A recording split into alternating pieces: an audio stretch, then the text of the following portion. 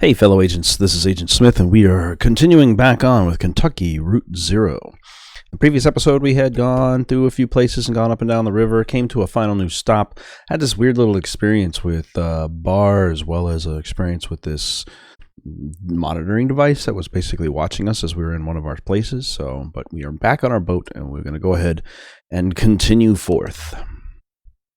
I tried to do this a minute ago and I didn't realize it was an act beginning, so we get our whole act thing. Act 4, Scene 6. The Mucky Mammoth. My voice is a little bit bassier today for some reason, so we'll see how this goes.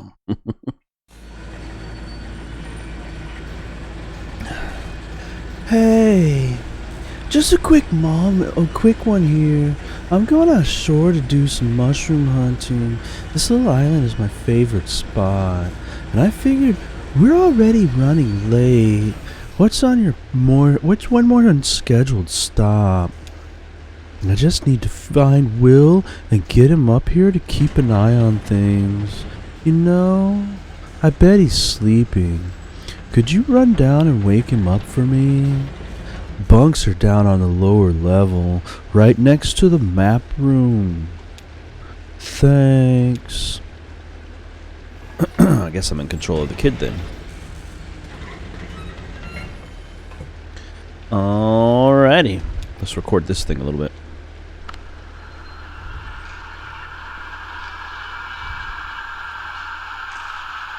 Is he going to have profound thoughts all of a sudden here? Well, anyway. Let's go ahead and head down as she had asked us to. I don't think we're going in there. We're going to want to head down. No, I guess we are going in here. Is this our way in? Head down once I'm inside. Yeah, here we go. Down to the main deck. It's a cool little boat with all of its stuff in it. I mean, it's not too bad of a situation. To the lower decks.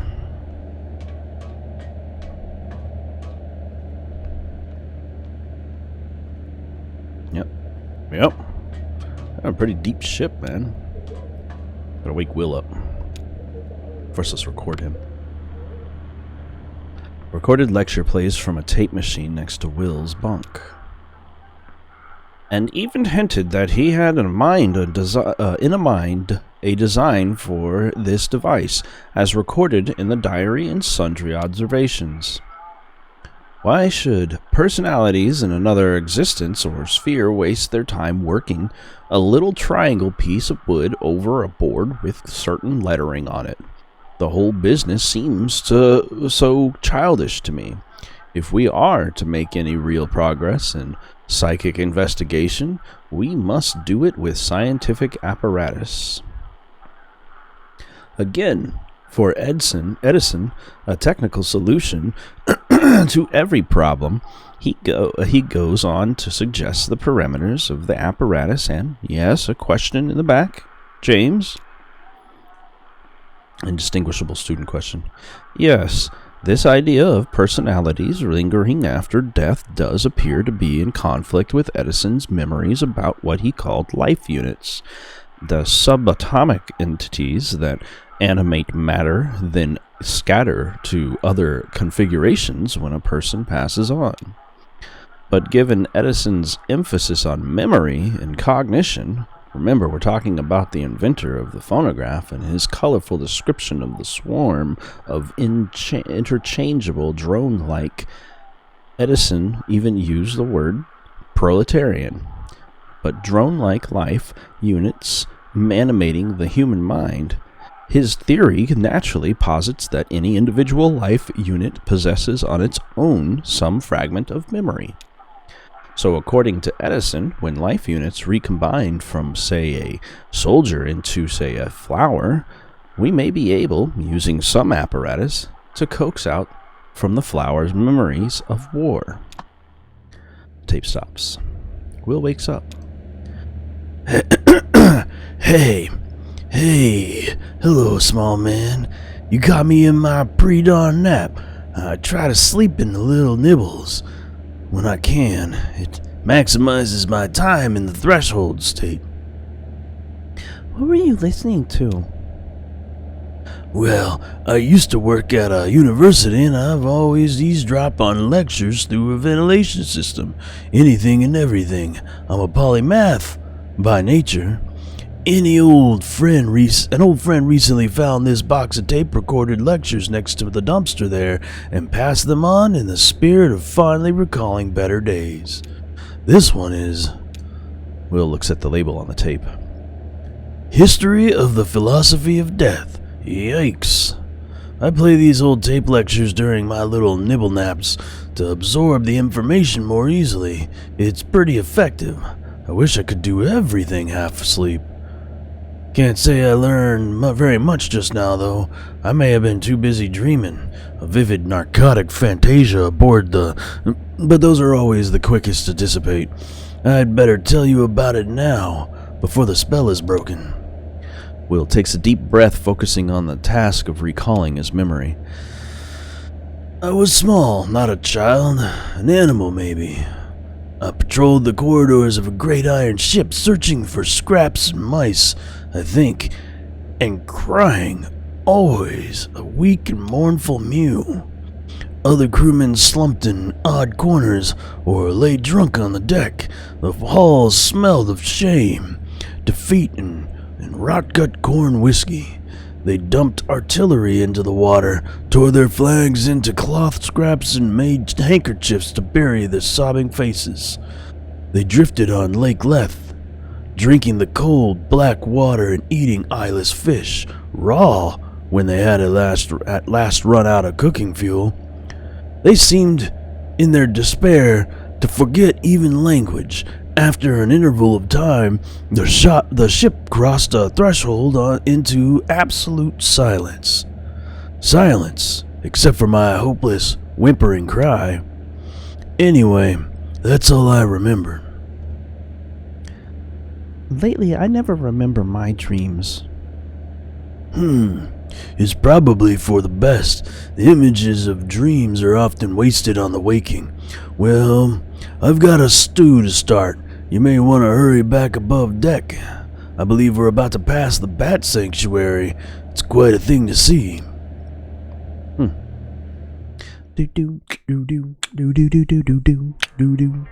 Kate came back from her mushroom hunting excursion with a small basket full of oddly colored caps and stems, no doubt delicious to a morsel.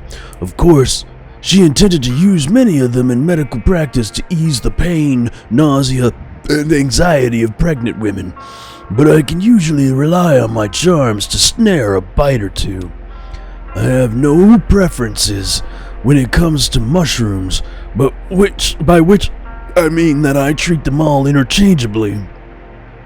I prefer not to know their names for qualities before I cook them up and eat them. It's useless, after all. They escape your erudition, as the fellas say. Or the fella says. That's a good mushroom hunting island, I guess. It's plenty damp and they've got the cypress trees there to grow on. Of course, they're not indigenous. The cypress trees, I mean. Everyone down here seems to agree that they're planted as some kind of marker or memorial. And most people will tell you they've got a distant relation or acquaintance who helped dig a hole or water a seedling. But nobody remembers what it was all for, and nobody left a plaque or anything. It's a shame. Looks like it must have been a lot of work. Well, at least we have the trees. And the mushrooms. I have to assume he's the one doing it just because of the way the story reads and all. Shannon helped me fix up a mushroom stew in the kitchen. I like his storyline. I like all their storylines. It's kind of fun. So, Act 4, Scene 7. But him and Kate are my most fun voices, I think. They're like members. The way I'm doing them almost makes them sound like members of the Electric Mayhem. The lead and the female in the group, of the Muppet singing group, Electric Mayhem, with Animal on drums. That's kind of what I was going for. And a few of these really big caps with the slimy gills. I shouldn't say slimy. Moist. The lady in the video called for portobello, but I prefer... There goes my roughness. Lady in the video called for portobello, but I prefer never to know a mushroom by name. We're stopping at a restaurant soon, right? Sure. Salmonitis. This stew is for tomorrow. It has to simmer all day. Some things are just better done slowly. We've added the anonymous mushrooms, so next we, I got the recipe video on pause next door. I used to follow a recipe I learned from Ida herself, the best cook you're gonna meet on this river. Of course, it had a few secret ingredients. She has a good sense to preserve some mystery around her cooking. Better for business. Ida is so shrewd. She swore me not only to secrecy, but to ignorance. I had to promise to forget the recipe just as soon as I'd cooked it. Let me tell you, it's not so easy to forget something on purpose as you may think, my friend. Not so easy. Let's record some of that cooking noise. As I'm recording everything with this tape recorder he gave me for the musicians. I'm wondering if I collect all these different things, will it give me stuff to add in, like make the music more interesting maybe. Now on him. Oh, his stirring. I thought maybe we were recording his butt. Alright, got some of those. Let's go check them recipes on the TV. Hopefully I'll be able to help him with this. Shannon's here. Video. Crushed tomatoes, salsa, or even a little ketchup. Here's the thing. Nobody has to know. Throw in some more of that spice blend we threw together earlier. Stir all that up and crack a beer, baby. You'll be here for a while. What did she just say to do? Will's trying to make his stew right now. Let's see. That was the last step he did. What was the last step he did? She just said to add something red. Before this, she said, I was talking about mushroom. So what did he add? What was his last step? What was the last step he did? He put a couple of mushrooms in, and then I think he forgot that he was doing for a little while. Maybe I can help him figure it out. I got kind of sucked into this program. And record some of that TV. Sorry, I keep getting messages because everybody and their mama, who has left me alone all day, has decided that they want to text me as soon as I start recording. It's like an uncanny second sense, third sense, sixth sense, whichever sense it may be. It's an annoying sense. Well, that was kind of the voice I was doing. It's not bad. Not bad at all. Let's go back to Will. Oh, let's just have Will talk. And even that wasn't enough to convince her. So, I trained rigorously in art of forgetting, studying for months under a master amnesiac. Finally, I learned to forget so quickly and accurately that I was able to convince Ida to share with me the most obscure secrets of her kitchen. God damn this voice. It was working, and now it's rough again. I need more phlegm in my throat. I don't know if the beer is washing it down. As a demonstration of my trustworthiness, I forgot the names of my own parents, right there in front of her. Every time I wanted to cook this legendary stew, I'd call Ida up on the telephone and ask her for a quick, temporary reminder. Here on the boat, we haven't got a phone line, so I have to seek out culinary wisdom on videotapes of cooking shows. So, back to the matter at hand. Next, Oh shit, dude, I remember I was add some crushed tomatoes. Add some crushed tomatoes. Oh, it's you. I thought, never mind, hello. I don't have any crushed tomatoes. I have some ketchup. Hey there, could I ask you... Wait, why are you cooking? We're stopping at Salmonitis in 20 minutes. It's for tomorrow. Oh, well, just don't forget about it this time. I'm not scrubbing up any more boiled over sludge. Sorry, listen, I have a favor to ask. There's a package for the telephone exchange, and I can't get the mammoth back there. Could you deliver it for us? Thanks a lot. You've got the dinghy all ready to go. Maybe take your friend with you. One of you can man the outboard motor, and the other can aim the flashlight. It's dark. Okay. Well, at least I got the right item, even though we didn't have it. Act 4, Scene 8. Is this going to be like 10 or 11 acts as well? Or scenes? Oop. Echo River Central Station Exchange. So we're going to have to navigate this river now? And try to remember our way back through all that shit I read?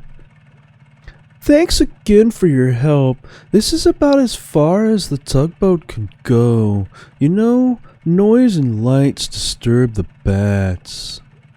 So you'll pass through the bat sanctuary, which is really nice, by the way. Be sure to check out all the plaques and stuff for, cool bat facts. Plenty of time. Anyway, the Echo River Central Exchange, or excuse me, Consolidated Auxiliary Switch number 30, they changed the name when the power company took over.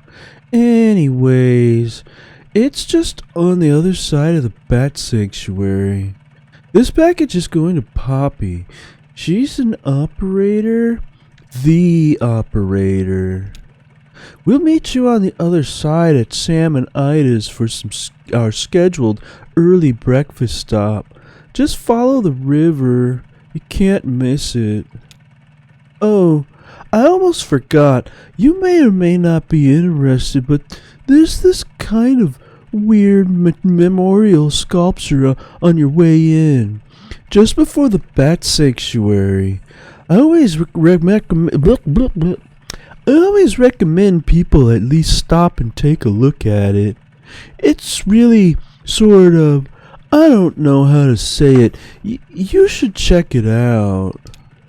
Okay, bye. Bye. Ooh. Well, that got creepy. Alright, what am I doing? We going? Is this happening now? Are we just moving this slow? Oh, there we go. So we got plaques to read, or is this just going to be a slow boat ride? Oh, all my phlegm just broke up there. If I have to do Will voices again, it's going to be rough. At least we have our main group again. Are we going to slowly dwindle back down? That seems like a plaque or a sign. There's a sign right there. Man, this place is dark. What's all the birds? Is it ducks? Like just tons of ducks over there? It looks like it. There's something in the water. Lots of them.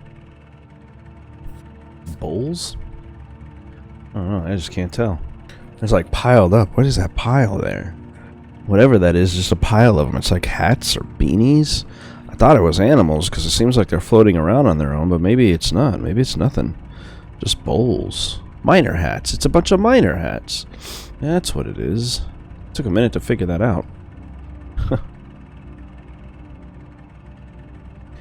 Interesting. What's this one say? Sign says, "We claim these helmets in the names of the folks who wore them, and we place them here in their memory, but also as a pit in the greedy green eye of that power company who bought up our old mine and traded our brothers' and sisters' safety for a little more yield, but only yielded 28 good men and women dead when the walls collapsed and the tunnels filled with water. Their lungs were black, but now they've washed clean, full of water too, and swept through the hidden tunnels into some awful cave we never will find. And so we guess the water buried them for us. So we let this here be the marker for their grave. And if any son of a bitch from that power company wants to take back these helmets as company property, just you try it and see what will happen." Hey, Elkhorn. That's the mine we met in. where your folks worked. Looks like it's been here for a while. I sure as hell wouldn't mess with it. You think whoever wrote it is still that angry? I don't think you ever forget anger like that. No, I guess you probably don't. This probably stirs up how do you... The other miners made it, but it should have been the power company. It's their fault. Yeah, I see what you mean there. Memorial should be a kind of apology. Sorry we didn't do better by you. And lights off. And lights on.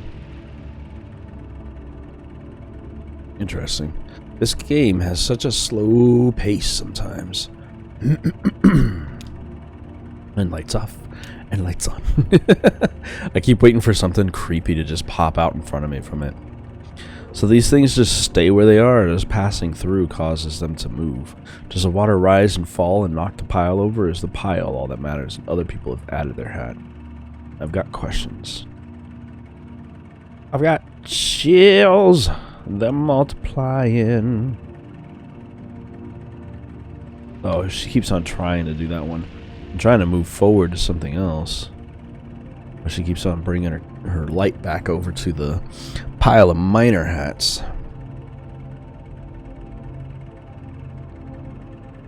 They make this as tranquil as they possibly can. Hey, it's some more boat people like us. Some of the company. How you doing, boat people? My guy here is going to be one of you soon enough. Can we talk to him? Static, static. Hey, hello. Only hit light. What? You're looking at me like I'm crazy. Just... sometimes I forget I don't even really know you that well. Yeah, well, that makes two of us. You know, those guys from the distillery are just making the best of a bad situation, just like the rest of us. Hey, one of them said to me earlier they could even help me take care of these medical bills for my leg, you know. Get it all together on a plan, consolidated. What? When did you talk to them about that? Oh, they're around. They're pretty much everywhere you look on this river. You really haven't noticed? Anyway, I have a feeling it'll all work out. Even for me? Hey, why not? Seems like that we're getting pretty close to finding your cousin, right? And besides that, you're young and smart. Plenty of time to bounce back from whatever. Listen, that old truck I've been driving along belonged to my boss Ira. Lizette's husband. To be honest, Ira didn't like me very much, but somehow Liz got it into her mind that he would have wanted me to have that truck someday. Maybe we make up for all the yelling he did. Maybe to make up for all the yelling he did. Or maybe so his ghost could hold it over me. Just one more thing to feel like I owed him for. Anyway, they got their own trucks at the distillery, and now that the antique shop is closed, I've got no use for that old truck. I was thinking you could take it. Sure, I could keep an eye on it for you until you get straightened out. Sure, okay, sounds good. Yeah, and off, and ghost! Oh. Nope, but there's a sign right here. We're moving into backcountry. Hey! Avenged Sevenfold has an album called Backcountry. We're not going to take this time. I think that's the lyric. More signs to read, because this story is a book more than it is a game. The sign says, Visitors to the Echo River lopsided striped bat artificial hibernaculum and sanctuary are asked to take extra precautions in order to prevent the introduction of foreign fungal contaminants and the spread of white nose syndrome. Please do not visit the sanctuary during the same day in which you visited any cave known or suspected to host bats infected with white nose syndrome. Please do not leave your vehicle. If you must leave your vehicle, please remove shoes, clothes, jewelry, headwear, and eyeglasses to ensure you do not bring any foreign spores ashore with you. Please do not touch any bats or structures.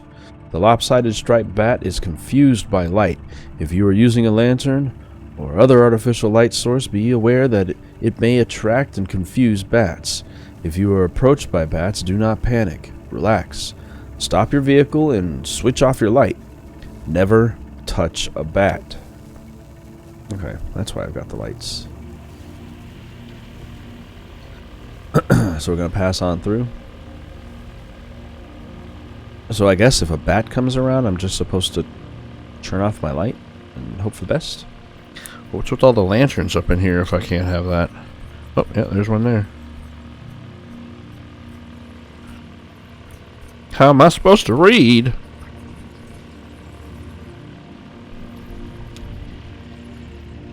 Bat fact. Ever talk with your mouth full? Bats do it all the time. Bats talk in extremely high-frequency clicks, too high for humans to hear, and then they use their powerful ears to scan for the echoes of these ultrasonic clicks. By comparing very subtle differences in time these echoes take to come back, differences of just millionths of a second, bats are able to picture their environment with enough accuracy to catch a flying insect. Once a bat has caught an insect in its mouth, it's still flying, so it still needs to avoid running into anything. So bats keep clicking away. Even while they munch on a tasty bug snack, it may be poor table manners, but it's crucial for surviving in the dark. I wonder how the other bats know whether one of them is really talking or just chasing a bug. I think when they're actually communicating, it sounds more like singing. I'd like to hear that. Bat song. Let me turn off the lights. Bats everywhere. Let me turn off the lights. Bats attacking. Could you keep moving? Oh, every time I turn the lights off. Shit, okay. He stops moving. Let me stop fucking with the pace of this. I didn't realize that was happening. More bat facts. What's this one gonna say? It's getting intense. I think it wouldn't matter. They'd still see us. Bat facts. The lopsided striped bat's natural diet mostly consists of moths and other small insects that breed along the river.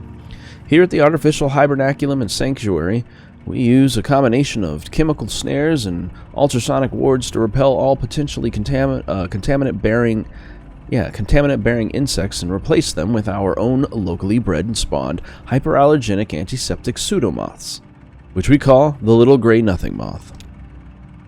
You may be thinking that the other moths and insects the lopsided striped bat would have been eating are very much relieved that their natural predator has found another food source. Not so. We've installed netting and highly effective moth traps along the river where the lopsided striped bat normally hunts to balance their escape from the food chain. But eating moths isn't the only systemic contribution these bats make. They also produce a potent fertilizer in the form of guano that helps plant life thrive along the Echo River and the shore of Lake Lethe. In order to minimize the sanctuary's impact on subterranean agriculture, we collect the precious guano here at the Hibernaculum and manually distribute throughout the caves. It's a full-time job. Sounds like a lot of work.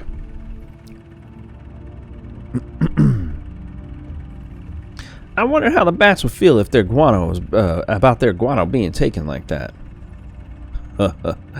Maybe it's better they don't know. Like bat plumbing. I mean, I never think about where it goes, do you? That is true. You never really think about that after you're done flushing. Right. It is reassuring to know someone's taking care of everything for these little bats. Yeah. Who's gonna build the people hibernaculum? Maybe we'll build it ourselves. Maybe we already did. Like the folks in the mine, you said they used to buy stuff. Fans, canaries, all those little trinkets to make it bearable. There's still a lot of stuff down there. It feels cluttered, but human. I just mean, all people need is enough to pretend we're home, and we can make it anywhere. That is true. You get kind of philosophical when you're drinking. Did anyone ever tell you that? Yeah, I guess I do. Nah, this is nothing. I used to have this drinking buddy who would get loaded and tell the weirdest damn riddles, like, which is more musical, a truck passing by a factory or a truck passing by a music school? Huh. Count your blessings. The blessings of not having to worry about him doing that. Damn, it's really dark down here. Are you still there?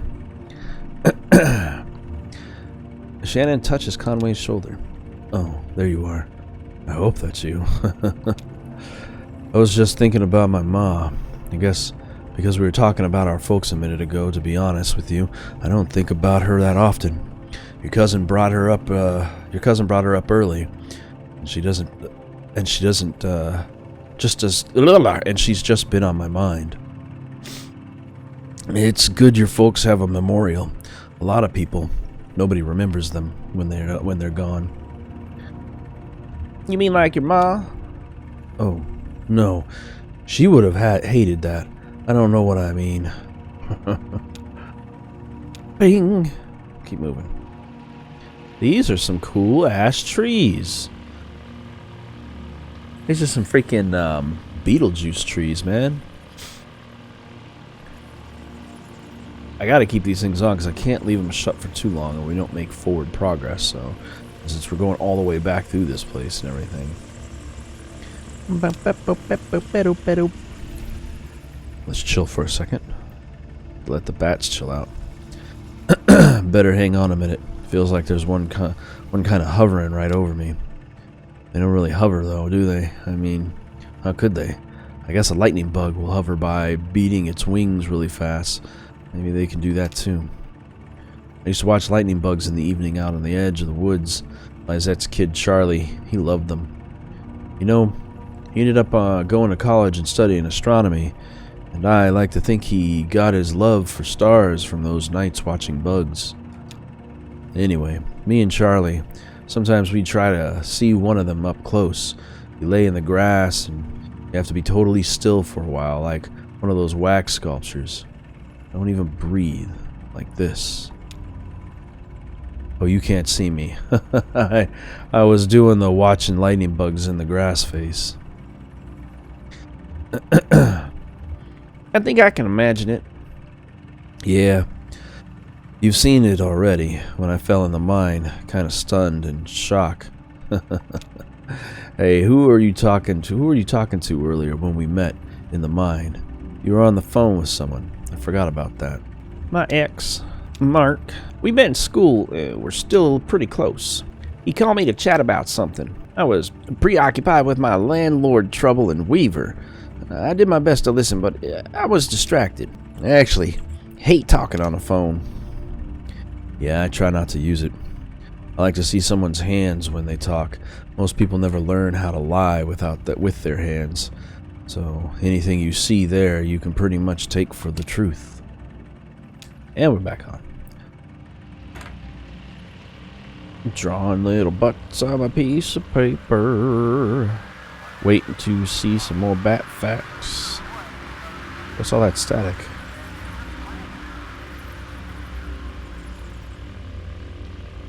Huh.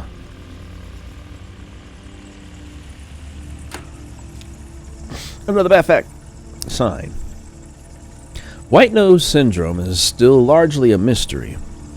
We suspect that the white fungal growth which appears on bats' faces and wings irritates and confuses them, causing them to awaken early from hibernation and venture outside, depleting the stored energy that they need to survive through winter. But biologists are nowhere near curing the disease. It spreads quickly and it is highly fatal. In this way, white nose syndrome has drawn some comparison to colony collapse disorder, as suffered by bees. White nose syndrome and colony collapse disorder are sudden, violent, and mysterious. Will honeybees and the lopsided striped bat be two more lost species, wiped out in a geological blink and forgotten to natural history? It's possible that a cure won't be identified in time, so the sanctuary of this artificial Hibernaculum is our best hope of preserving them. As you leave the Echo River lopsided striped bat Hibernaculum and sanctuary, please make sure your vehicle and clothing are free of hitchhikers, because those bats will probably come with you. If it gets really loud and I have to turn it off, it's not too bad right now, because we're freaking them out. Y'all freaking me out, man.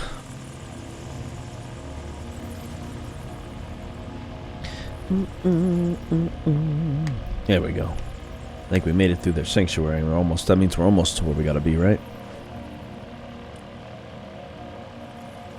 I mean, I have to assume that's the purpose. Telephone wires underground. Oh, it's like a cave entrance. Or a sewer entrance.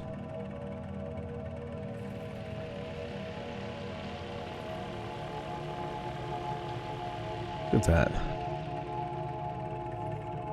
Central exchange. Huh. Keep moving forward, lady. I mean, sir. Since Conway's the one going.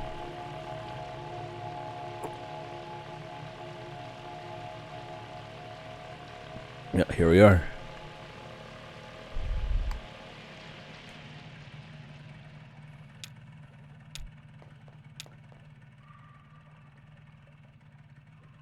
Oh, hi. I remember you. What do you you know where the telephone exchange operator is? I don't know what that means. I'm just exploring. I like dark underground places. I'm a romantic. Really? What does that mean to you? It means I like poems and rivers and mysteries. Okay, bye. I think I broke it.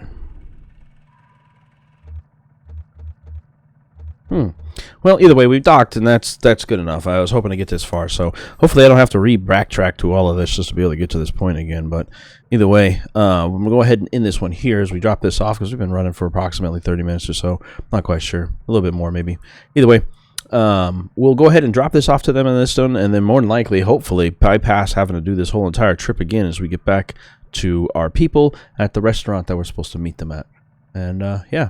So, if you guys are enjoying this, then I will see you all in the next episode of Kentucky Route Zero. Have a great day. Oh, hey. I see that you guys are done with this video. Hope you guys enjoyed it, and if you did, you can see another one over here on the right-hand side. And, of course, we've also got one on the left as well. Anyway, I hope you enjoyed, and I'll see you all next time.